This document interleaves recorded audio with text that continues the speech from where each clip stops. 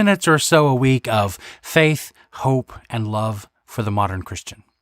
I'm Pastor Bill of the Ecclesian House, and in this installment, we are going to take a look at Halloween.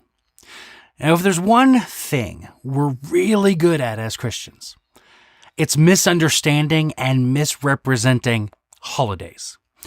We incorporate pagan elements into our celebrations and tell convenient lies to justify our behavior. Our two biggest holidays, Christmas and Easter, are steeped in pagan rituals that we've embraced and celebrated. But we're focusing on Halloween here. I'd like to read you an article written in 2015 by historian Beth Allison Barr. She writes, "I carved pumpkins with my kids this week. My son is finally old enough to wield his own knife, but my daughter had to settle for a marker. I, of course, had to clean out the insides. The effort was well worth it, even with the mess on the patio, when we lit the candles and stepped back to admire the glowing, flickering faces. According to a Lifeway poll, however, I am among a slight minority, 49%, of evangelical Christians who participate fully in Halloween activities. 51% of evangelical Christians either avoid Halloween completely, 28%, or avoid the pagan elements, 23%. As a historian, I find this poll disappointing. Not because I think everyone should participate in Halloween, I don't really care that much, but because the very wording of the poll. When you consider the pagan elements of Halloween, which is closer to your attitude? It conveys that Halloween is still mostly regarded as a non-Christian holiday. Yes, Halloween has similarities with possible accretions from Samhain, the Celtic end of summer celebration, but that does not make it a pagan holiday. As historian Nicholas Rogers, author of Halloween, From Pagan Ritual to Party Night, in Oxford University Press 2002 puts it, if Samhain imparted to Halloween a supernatural charge and an intrinsic liminality, it did not offer much in the way of actual ritual practices, save in its fire rites. Most of these developed in conjunction with the medieval holy days of All Souls and All Saints' Day. Indeed, most of the traditions we associate with Halloween are medieval or early modern in their origin, not pagan. First, we know that the festivals commemorating saints, All Hallows' Eve, existed in Europe by the year 800. We also know that these festivals were not created to supplant previously existing pagan rituals. The Irish world, which provides the origin of the Celtic feast Samhain, celebrated a feast for saints in April, while the Germanic world, which did not recognize Samhain, celebrated in November. What does this tell us?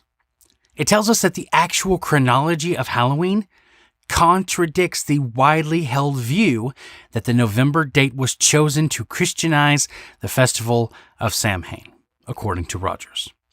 In fact, John Merck's festival, the most popular Orthodox sermon compilation in late medieval England, actually explains how All Hallows' Eve came about. Pope Boniface IV converted the Roman pantheon into a Christian church dedicated to saints and martyrs during the 7th century. This day was then commemorated as All Saints' Day. While Merck's story does tell about the Christian appropriation of a pagan temple, his narrative is firmly situated in a Christian event, the dedication of a new church, far removed from the Celtic world of Samhain. From this medieval perspective, Halloween is a celebration of Christian triumph over paganism, rather than a pagan holiday masquerading as Christian. Second, in the words of historian Ronald Hutton, we have no idea about what actually happened during the Celtic celebration of Samhain. Despite what you may have read from Pat Robertson's website or from James Frazier's The Golden Bough, a classic social anthropology study from 1890 that explores the parallels between Christianity and ancient mythology.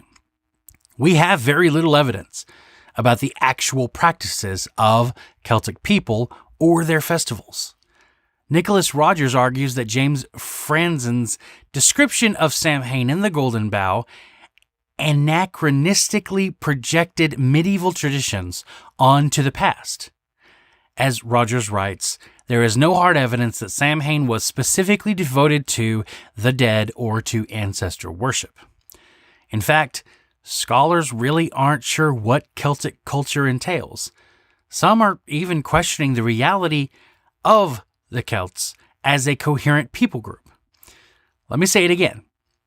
We have very little evidence about the actual festivals of the people we know as the Celts.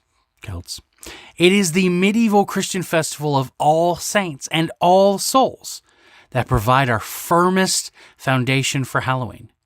From emphasizing dead souls, both good and evil, to decorating skeletons, lighting candles for processions, building bonfires to ward off evil spirits, organized community feasts, and even encouraging carnival practices like costumes. The medieval and early modern traditions of Hallowtide fit well with our modern holiday. So what does all this mean? It means that when we celebrate Halloween, we are definitely participating in a tradition with deep historical roots. But while those roots are firmly situated in the medieval Christian past, their historical connection to paganism is rather more tenuous. Historically, Halloween resembles Christianity more than Christmas does. What I want to emphasize, what my mother taught me, and what my wife and I teach our kids, is that Halloween is when we celebrate that the darkness has been defeated and that God has won. We make light of the darkness and the scary in our celebrations of the Lord's victory.